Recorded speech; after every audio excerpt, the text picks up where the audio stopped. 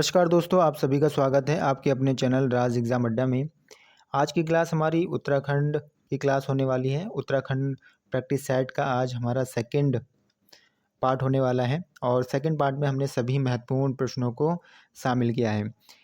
आज की क्लास में उन सभी क्वेश्चनों को शामिल किया गया है जो किसी न किसी एग्ज़ाम में पूछे गए हैं, चाहे वो यूकेएसएससी के एग्ज़ाम हो या यूकेपीएससी के एग्ज़ाम हो। तो उन प्रश्नों को आज की क्लास में हमने शामिल किया है। आज का सबसे पहला जो हमारा प्रश्न रहने वाला है कि कुली बेगार प्रथा को समाप्त करने संबंधित प्रावधान हल्द्वानी में कुमायूं परिषद के दूसरे अधिवेशन में रखा गया था, जिसका आयोजन हुआ था भाई। तो आयोजन कब हुआ था इसका? तो 25 दिसंबर 1918 को इसका आयोजन हुआ था भाई। कब हुआ था? 25 दिसंबर 1918 को इसका आयोजन हुआ था भाई। कुमायूं परिषद का दूसरा अधिवेशन कहाँ पर होता है? तो हल्द्वानी में होता है। कब होता है? तो 24-25 दिसंबर 1918 को होता है और जिसके अध्यक्ष कौन होते हैं? तारादत्त गरोला इसके अध्यक्ष होते हैं भाई। तीसरा अधिवेशन का कब होता है? तो तीसरा अधिवेशन 1919 में होता है और कहाँ पर होता है? तो कोट द्वार में होता है। और इस अधिवेशन में भैया कुली बेगार प्रथा व जंगलात को लेकर प्रस्ताव रखे गए थे भाई। ठीक है, किस किस के लिए भाई? तो कुली बेगार प्रथा के लिए और जंगलात को लेकर क्या करे गए थे? प्रस्ताव रखे गए थे भाई। ठीक है, अगर बात करें कुली बेगार प्रथा के लिए मथुरा दत्त नैथानी के द्वारा प्रस्ताव रखा गया और जंगलात के लिए भैया प्रेम वल्लभ पांडे के द्वारा भैया प्रस्ताव रखा गया। यानी जंगलात कानून के लिए किसने प्रस्ताव रखा था?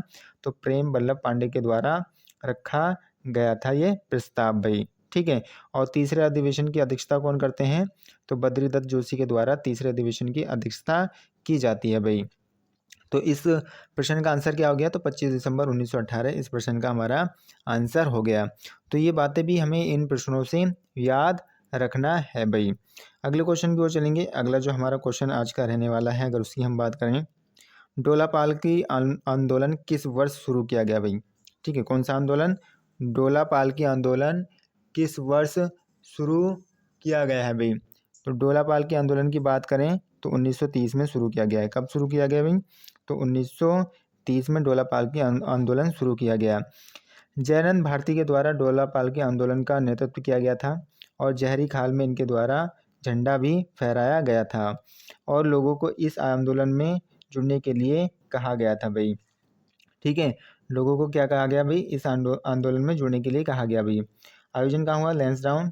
और कब हुआ? 1941 में सम्मेलन का आयोजन किया गया भाई। ठीक है, तो डोलापाल की आंदोलन किस वर्ष शुरू हुआ था? तो 1930 में डोलापाल की आंदोलन शुरू हुआ था भाई। अगले प्रश्न की ओर चलते हैं। अगला जो हमारा क्वेश्चन होने वाला है, वर्ष 1917 में गढ़वाल में किस राष्ट्रीय नेता ने कुली बेगार कुप्रथा के विरुद्ध एकजुट होकर कार्य करने को कहा था भाई? तो किनके द्वारा कहा गया था? तो मदन मोहन मालवीय के द्वारा कहा गया था। और कब कहा गया था भाई? तो 1917 में कहा गया था। कब कहा गया था? तो 1917 में कहा गया था भाई। ठीक है, किनके द्वारा? मदन मोहन मालवीय के द्वारा कहा गया था भाई। और कहाँ पर कहा गया था? तो गढ़वाल के अंदर। ठीक है, अगले क्वेश्चन की ओर चलेंगे। अगला जो हमारा क्वेश्चन आज का रहने वाला है, अगर उस क्वेश्चन की बात करें, दिसंबर 1920 को, कब भाई? दिसंबर 1920 को कुमायूं परिषद किस अधिवेशन में कुली बेगार आंदोलन प्रस्ताव पारित हुआ भाई? तो किस अधिवेशन में हुआ था प्रस्ताव पारित? तो काशीपुर अधिवेशन में। किसमें भाई? तो काशीपुर अधिवेशन में प्रस्ताव पारित हुआ था भाई। कब हुआ था? दिसंबर 1920 को। ठीक है, कुली बेगार आंदोलन का प्रस्ताव काशीपुर अधिवेशन में पारित हुआ। ठीक है, चौथा अधिवेशन होता है काशीपुर अधिवेशन, जो कि कब होता है? तो 1920 में। ठीक है, कब होता है? तो 1920 में होता है, जिसके अध्यक्ष कौन होते हैं? तो हरगोविंद पंत इसके अध्यक्ष होते हैं भाई। पारित कुली बेगार आंदोलन प्रस्ताव पारित किया गया था भाई यहाँ पर। ठीक है, अगले क्वेश्चन की ओर चलते हैं। अगला जो आज का हमारा प्रश्न रहने वाला है, अगर उसकी बात करें, कुली बर्दायस के अंतर्गत ग्रामीणों को कौन सा कार्य करना पड़ता था? तो कुली बर्दायस के अंदर ग्रामीणों को भैया निःशुल्क राशन देना होता था भाई। ठीक है, क्या करना पड़ता था? तो निःशुल्क राशन देना होता था कुली बर्दायस के अंदर भाई। ठीक है, इसमें 3 प्रकार की प्रथाएं थी, जैसे कुली बेगार, कुली उतार, कुली बेगार और कुली बर्दायस। कुली उतार क्या होता था भाई? निःशुल्क कुली की व्यवस्था करना ठीक है, ये क्या कहलाता है भाई, कुली उतार कहलाता था। ठीक है, यानी जो सामान होते थे इनके सामान को ढोने के लिए जो व्यवस्था होती थी उसे को कुली उतार कहा जाता था भाई। कुली बेगार भैया क्या था, तो निःशुल्क सेवा करना भैया, यानी जो इनके काम काज हैं वो कैसे करे जाएंगे, निःशुल्क करे जाएंगे। ठीक है, उनकी व्यवस्था करना कुली बेगार के अंतर्गत आता था भाई। कुली बर्दाश्त की बात करें तो निःशुल्क राशन की व्यवस्था करना कुली बर्दाश्त के अंतर्गत आता था भाई। तो ठीक है, तो ये 3 प्रकार के कहीं ना कहीं ये प्रथाएं थी भाई। अगले क्वेश्चन की ओर चलेंगे। अगला जो आज का हमारा क्वेश्चन रहने वाला है, अगर उसकी बात करें, कुली बेगार आंदोलन कब और कहाँ प्रारंभ हुआ था भाई। तो कुली बेगार आंदोलन की बात करें तो 13-14 जनवरी 1921 में बागेश्वर से। कब भाई, 13-14 जनवरी 1921 बागेश्वर से क्या हुआ था भैया, प्रारंभ हुआ था। इस आंदोलन को जब यहाँ खत्म किया गया तो यहाँ पर सबसे पहला भाषण बद्रीदत्त पांडे के द्वारा दिया गया था। इसके बाद हरगोविंद पंत का भाषण हुआ था। अंग्रेजों के द्वारा इस प्रथा को 1923 में ख़त्म किया गया था भाई। अंग्रेजों ने कब ख़त्म किया, 1923 में ख़त्म किया था भाई। कुली बेगार प्रथा से संबंधित रजिस्टर को कहाँ, सरयू नदी में बहा दिया गया था। इस समय वहाँ का डिप्टी कमिश्नर कौन था, तो डायबल इस समय वहाँ का डिप्टी कमिश्नर होता है भाई। कुली बेगार प्रथा का सर्वप्रथम विरोध भैया कहाँ पर किया गया, तो अल्मोड़ा के खतियाड़ी गांव के में किया गया। और कब किया गया, 1903 में किया गया था सबसे पहले विरोध भाई। तो ये बातें भी कहीं ना कहीं इस प्रश्न से हमें याद रखनी है। अगले क्वेश्चन की ओर चलेंगे। अगला जो आज का हमारा क्वेश्चन रहने वाला है, कुली बेगार प्रथा का हल निकालने के लिए खच्चर सेना की स्थापना करने वाला कमिश्नर का क्या नाम है भाई। तो किस कमिश्नर के द्वारा खच्चर सेना की व्यवस्था की गई, तो ट्रेल के द्वारा, विलियम ट्रेल के द्वारा खच्चर सेना की स्थापना की गई थी भाई। हेनरी रैमजे के द्वारा जेल के कैदियों को कुली के काम में लगाया गया था भाई। रैमजे ने क्या करा था भाई, तो जेल के कैदियों को लगाया था। और भैया विलियम ट्रेल ने खच्चर सेना की व्यवस्था करी थी, यानी खच्चर सेना की स्थापना कौन करते हैं, तो विलियम ट्रेल के द्वारा की जाती है। और कब की जाती है, 1822 में की जाती है भाई। अगले क्वेश्चन की ओर चलते हैं। आज का अगला जो हमारा क्वेश्चन रहने वाला है, अगर उसकी बात करें, दलितों के लिए शिल्पकार शब्द का प्रयोग किसके द्वारा किया गया था। तो दलितों के लिए भैया शिल्पकार शब्द का प्रयोग जो किया था भाई, किया गया था हरिप्रसाद टमटा के द्वारा। ठीक है, किनके द्वारा, हरिप्रसाद टमटा के द्वारा किया गया था भाई। ठीक है, और हरिप्रसाद टमटा के द्वारा 1905 में, हरिप्रसाद टमटा के द्वारा किया गया अभी 1905 में एक सभा बनाई जाती है। और ये क्या, ये सभा बनाई जाती है भाई, सभा को टमटा सुधारणी सभा कहा जाता है भाई। इस सभा को क्या कहा गया, तो टमटा सुधारणी सभा कहा जाता है। इसी सभा का नाम बदलकर 1911 में शिल्पकार सुधारणी सभा हो जाता है। दोनों के संस्थापक कौन होते हैं, तो दोनों के संस्थापक हरिप्रसाद टमटा होते हैं। और अल्मोड़ा में विशाल शिल्पकार सम्मेलन 1925 में हुआ था, और जिसके अध्यक्ष कौन होते हैं, तारादत्त गेरोला जिसके अध्यक्ष होते हैं भाई। यानी इसकी अध्यक्षता कौन करते हैं, जो अल्मोड़ा में विशाल शिल्पकार सम्मेलन हुआ 1925 में, तो तारादत्त गेरोला के द्वारा की जाती है भाई। तो ये बात भी कहीं ना कहीं हमें याद रखनी है भैया। तो इस क्वेश्चन का आंसर क्या हो गया, दलितों के लिए शिल्पकार शब्द का प्रयोग किसके द्वारा किया गया, तो किनके द्वारा किया जाता है भाई, दलितों के लिए शिल्पकार शब्द का प्रयोग हरिप्रसाद टमटा के द्वारा किया जाता है भाई। ठीक है, अगले क्वेश्चन की ओर चलेंगे। अगला जो हमारा क्वेश्चन रहने वाला है, टिहरी राज्य प्रजामंडल की स्थापना कब हुई। तो टिहरी राज्य प्रजामंडल की स्थापना जो होती है 1939 में।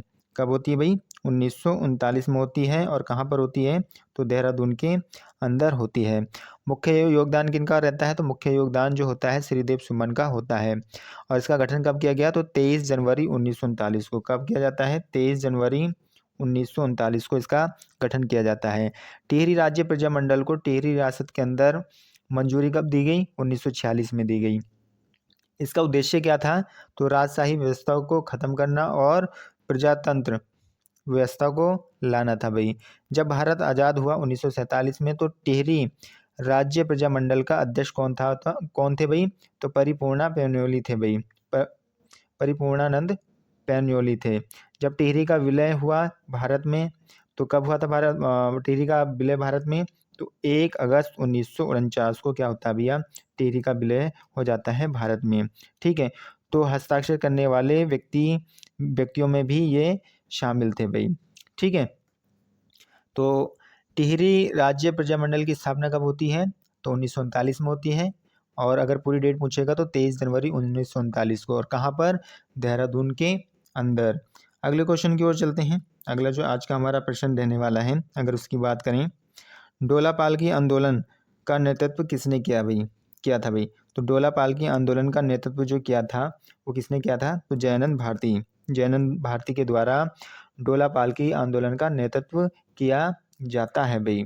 ठीक है, अगले क्वेश्चन की ओर चलते हैं।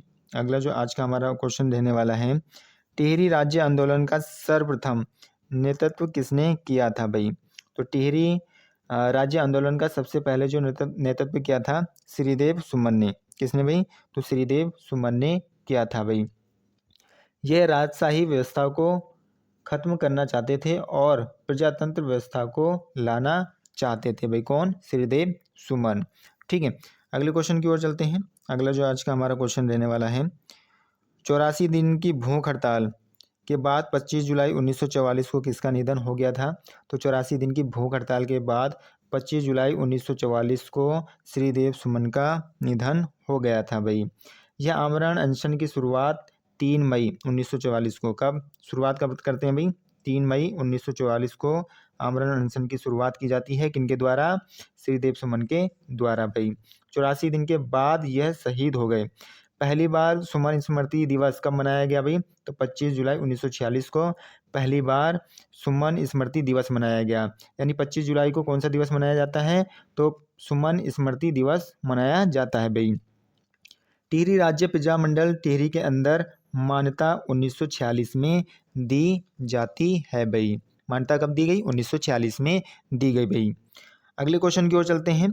अगला जो आज का हमारा प्रश्न रहने वाला है, किस आंदोलन के दौरान स्वतंत्रता सेनानी भोलूराम भरदारी व नागेंद्र सकलानी शहीद हो गए थे।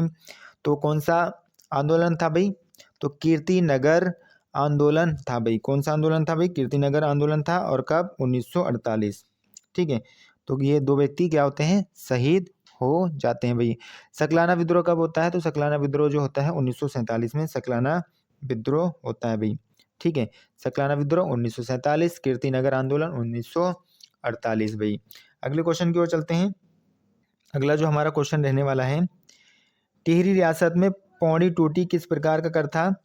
तो टिहरी रियासत में पौड़ी टूटी जो आयात निर्यात कर था, कैसा कर था भाई, तो आयात निर्यात कर था भाई।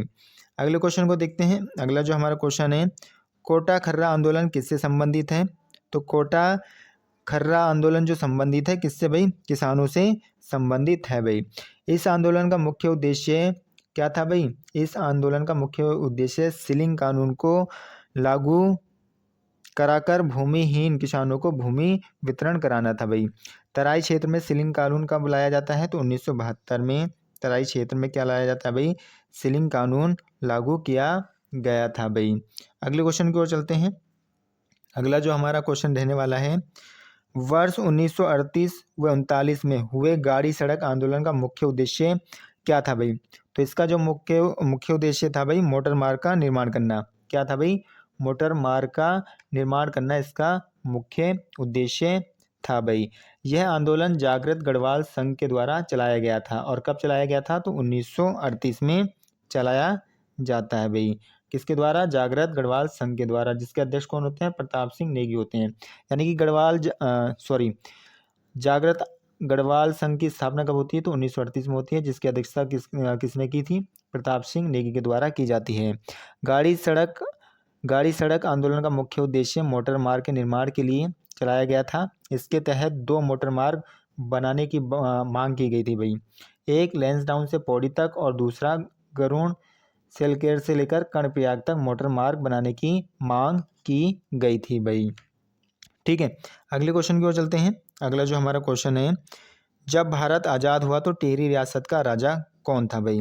जब भारत आज़ाद हुआ तो टिहरी रियासत का जो राजा होता है मानवेंद्र शाह होते हैं। कौन होते हैं भाई, मानवेंद्र शाह होते हैं। जब टिहरी का विलय भारत में होता है तो इस समय भी मानवेंद्र शाह क्या होता है भाई, राजा होता है। टिहरी व पवार वंश के अंतिम राजा कौन है, तो टिहरी व पवार वंश के अंतिम राजा भी मानवेंद्र शाह होते हैं भाई। अगले क्वेश्चन की ओर चलेंगे। अगला जो हमारा क्वेश्चन रहने वाला है, उत्तराखंड में शराब विरोधी आंदोलन का नेतृत्व भैया किसने किया था भाई? तो ये जो किया था उत्तराखंड संघर्ष वाहिनी के द्वारा। किसके द्वारा किया गया भाई? उत्तराखंड संघर्ष वाहिनी के द्वारा उत्तराखंड में शराब विरोधी आंदोलन का नेतृत्व किया गया था भाई। उत्तराखंड के अंदर सबसे पहले ही शराब विरोधी आंदोलन चलाया जा रहे थे भाई। 1984 में उत्तराखंड संघर्ष वाहिनी ने इस आंदोलन को अपने हाथों में ले लिया था भाई। कब लिया था? तो 1984 में इनने क्या कर लिया था भाई? इस आंदोलन को अपने हाथों में ले लिया था। इसी के द्वारा नारा दिया गया, नशा नहीं रोजगार दो। कब नारा दिया गया? 1984 में नारा दिया जाता है भाई। अगले क्वेश्चन की ओर चलते हैं। अगला क्वेश्चन है, जयानंद भारती किसके शिष्य थे? तो जयानंद भारती जो शिष्य थे भाई, स्वामी श्रद्धानंद की। किसके थे भाई शिष्य? तो स्वामी श्रद्धानंद के शिष्य थे भाई। स्वामी दयानंद सरस्वती के शिष्य स्वामी श्रद्धानंद थे भाई। ठीक है, स्वामी दयानंद सरस्वती के शिष्य कौन थे? तो स्वामी श्रद्धानंद थे भाई। अगले क्वेश्चन की ओर चलते हैं। अगला जो हमारा क्वेश्चन रहने वाला है, अगर उसकी बात करें, टिहरी रियासत का भारतीय संघ में विलय कब हुआ था? तो टिहरी रियासत का भारतीय संघ में विलय जो होता है 1 अगस्त 1948 को। कब भाई? 1 अगस्त 1949 को, सॉरी 1 अगस्त 1949 को क्या हो जाता है? भारतीय संघ में विलय हुआ था भाई। टिहरी रियासत का भारतीय संघ में विलय 1 अगस्त 1949 को होता है। भारत आज़ाद कब हुआ? तो 15 अगस्त 1947 को भारत आज़ाद हुआ था भाई। अगले क्वेश्चन की ओर चलते हैं। अगला जो हमारा क्वेश्चन रहने वाला है, उत्तराखंड राज्य के प्रथम स्वतंत्रता सेनानी कौन थे भाई? उत्तराखंड राज्य के प्रथम स्वतंत्रता सेनानी कालू सिंह मेहरा थे भाई। कौन थे भाई? कालू सिंह मेहरा थे भाई। क्रांतिवीर नामक संगठन का गठन भैया 1857 में कालू सिंह मेहरा के द्वारा किया गया था भाई। और इनका निधन कब होता है? तो इनका निधन जो होता है 1906 में होता है भाई।